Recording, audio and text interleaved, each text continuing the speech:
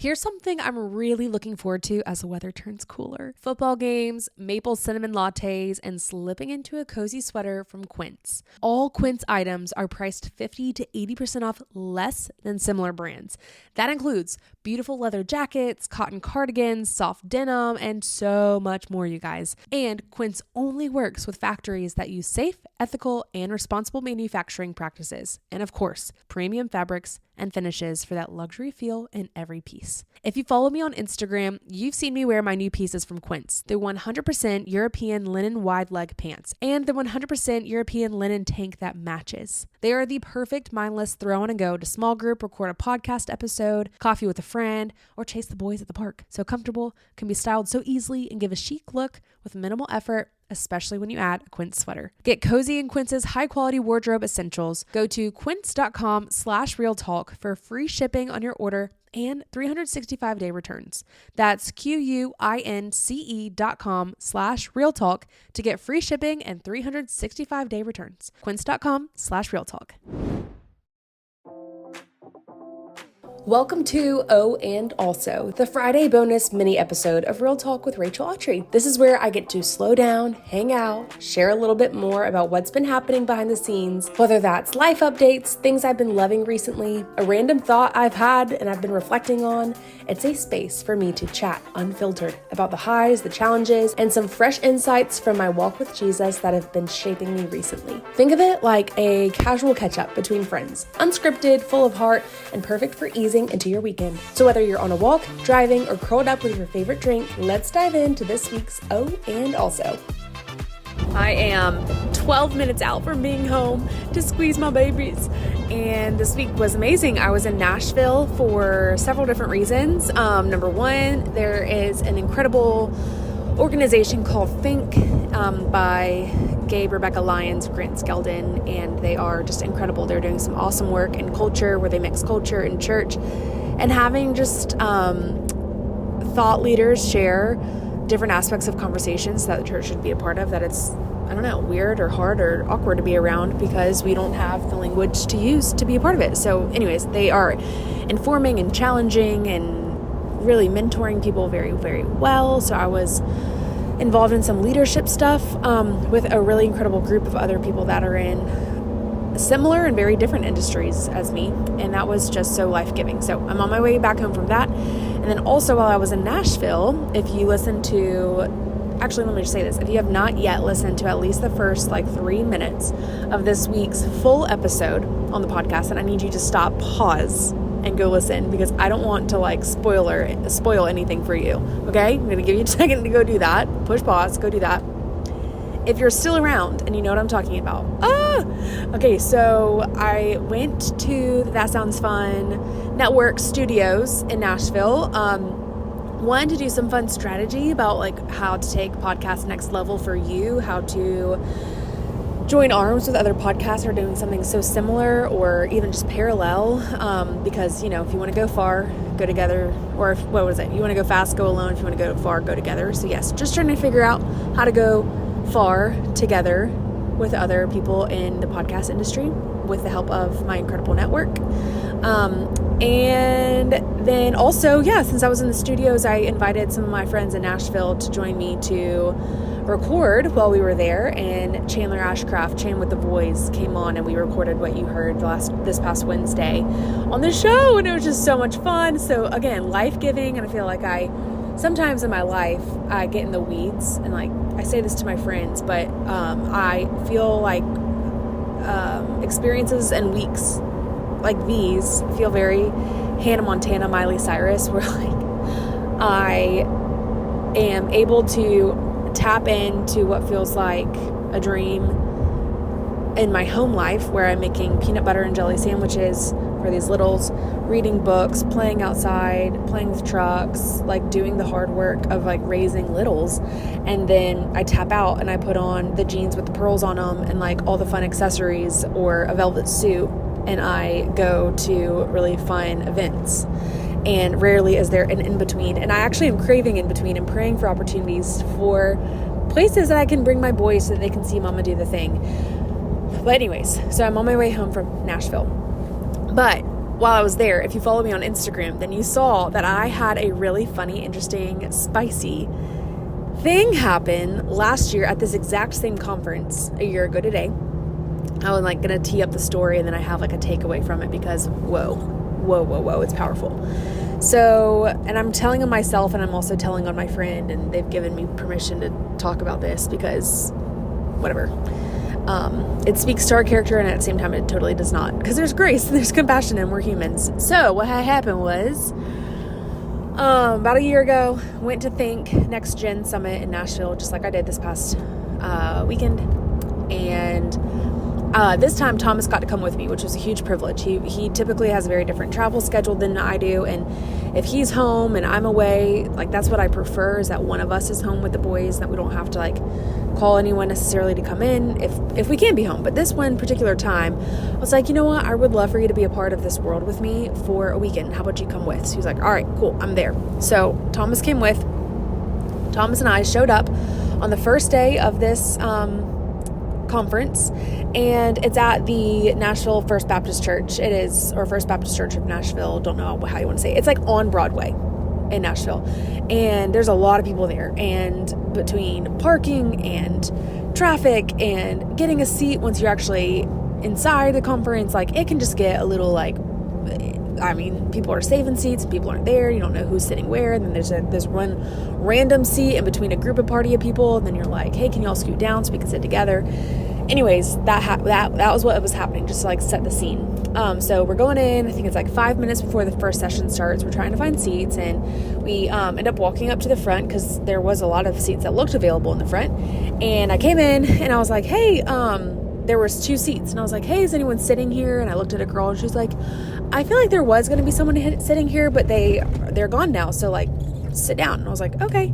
So we sat in these seats. We were talking or whatever. Fast forward 5-10 minutes later, however many, this guy comes up, and he was like, hey, there's a backpack here. Where's the backpack? And I was like, I don't know. I'm so sorry. I don't see a backpack. I'm like looking under my seat, looking beside me. I'm like, I don't know. I don't see a backpack. Thomas is looking around like, oh man, dude, sorry. I don't see a backpack. He's like, oh, okay, well, there's a backpack in that seat and it was saving it. Do y'all mind moving? And I've just like never been asked to move out of a seat that I was already in that was supposed to have been saved, but was in fact not. And like, I don't know. I was just taken aback. I was like, we really would love to stay if that's okay. Like, we sat down and there wasn't anything here to save it. And it would be tricky for us to go find more seats. But if you're just looking for one, there's like one seat on the front row, and I would like to be able to sit with my husband. Like, how can we make this work? And he was like, no, I would really love if y'all could move. And so it was kind of like a stick up. He was asking me to move. I was saying no, and we were waiting for the first person to fold their cards, basically. Like, who's compromising here? And I was a brat, and he was rude, and we just kind of like got into it at a Christian conference. And I said, no, like, we're gonna stay. And like, I kind of just like avoided him, and then he avoided me, and they figured it out, and no one was really happy. And I think Thomas was embarrassed, and I don't know, like, he was like, oh my gosh, Rachel, like, let's just move. And I was like, no, at this point it's annoying, like, no. Okay, so that had happened, right?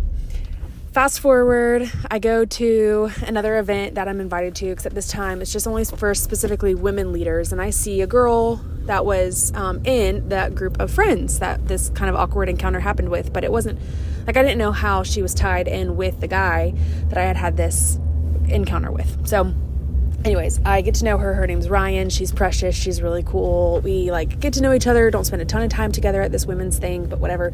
We both go home.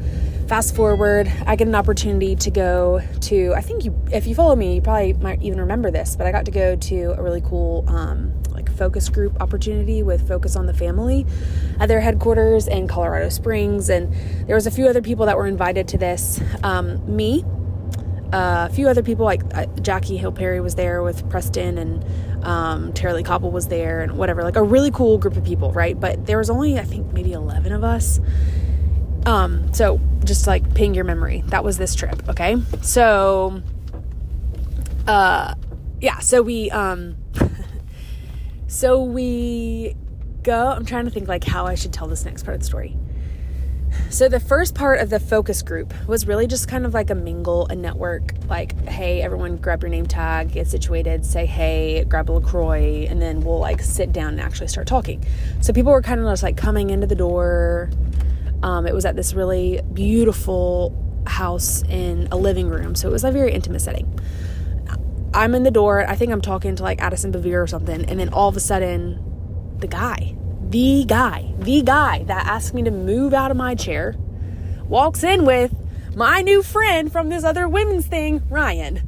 And I was like, whoa, what's happening? And you know, when you have a really awkward encounter with someone and then like, you kind of like cringe about it later, but you're like, oh, surely I'll never run into them again. It's going to be fine. Oh, except this time I was running back into him. So I was like, oh, wow. Okay. And like half of me was like, I don't want to talk to him because I'm embarrassed about my own behavior. And then the other half of me was like, I don't want to talk to him because I am assuming he's rude. So anyways, we lock eyes and we both kind of just give each other a little smile and we just take a deep breath.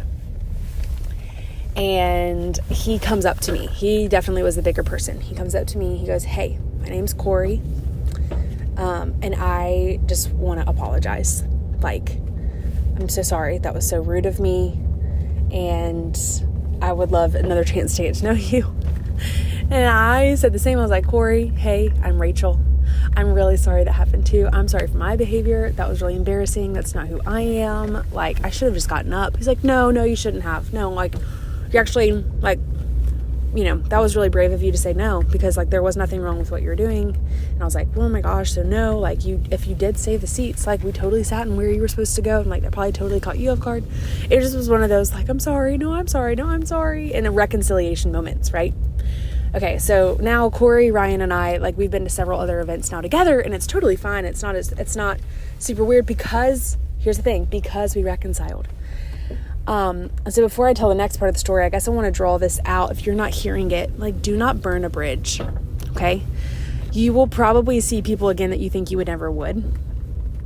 And so that should actually give you the boldness to say the thing, do the thing, compliment, evangelize, share the gospel, like whatever that looks like in a positive way, and reconcile and repair the things that went in a negative way. Because you will see these people again. Like, your reputation precedes you. Not that it is about you, but it is about the kingdom that we are ambassadors of, and really wanting to show up socially excellently. And again, not because of like our reputation, but because we are co-heirs with Christ. We are his body. We are the physical, tangible representation of the church and what it should be. And how else are we supposed to be able to do that to the people that are not inside the church if we cannot do that with the people already inside the church? And so let our friends and our brothers and sisters in this greater community with a big capital C be our accountability and be our practice on like how to love people well, even people that you get in a weird confrontational fights with, basically at a Christian conference. So then fast forward, like I said, I'm coming back home, literally about to pull in my driveway right now. Actually, I've taken a few laps around my neighborhood to tell you the story. And I run into Ryan and I run into Corey, and Corey looks at me and he was like, hey, do you need us to save you a seat? And he winked. And I was like, yeah, I would love for you to save me a seat, actually, because I was alone this time. He's like, all right, I got you. And so this time I got to worship with Corey and Ryan 1 year later, standing at a completely different heart space, opportunity, place than we did before. And I just think that is like such the kindness of the Lord to be like, hey, thanks y'all for making it right, because there was a powerful moment that existed between you two on that same row worshiping me as king that maybe would not have been made as possible and as joyous had y'all both still been living in some tension. And I just think that that's so cool. So my question, I guess, for you is, as I unbuckle my seatbelt and get out of the car to run inside and go to the restroom and hug my babies, is there anyone right now that you are not well with, that you should make right, that you should repair, you should reconcile, you should seek wholeness with again? Not selfish gain, obviously, because you should make it right and life would be easier and more fun, but because like we are better when we work well together. And I think those little fractures and those little fissures, or whatever we want to call it, within the body of Christ actually can be the best ways for the enemy to just squeak in and start causing a little bit more of a chasm. So will you take my brokenness? Will you take my poor example of being a brat and take his example of just being rude, but the bigger example of us saying, hey, we didn't need to be perfect, we needed to repair, maybe into consideration with your own life today.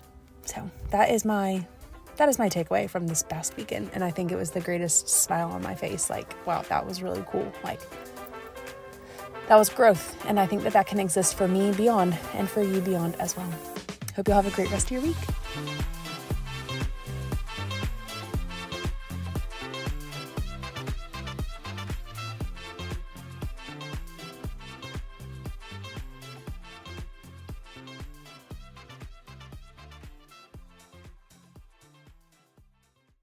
Are you single and navigating the complex world of dating as a Christian? Well, I want you to know you're not alone. I'm Cait. And I'm JJ. And together we host the Heart of Dating podcast. We're here to unmask the ambiguity of dating and help you build a healthy approach to find your person. Each episode, we tackle tough questions and provide real, relatable advice you won't find anywhere else. And guess what? We hold nothing back. Yeah, that's right. From heartbreak to hope to real life stories from our listeners, we literally cover it all, bringing you wisdom and insights and sometimes laughter that everyone needs to thrive in any relationship. Whether you're single or you're in a relationship, you'll find community and support within the Heart of Dating podcast. So we're inviting you to join the conversation that's changing the ways that Christians date.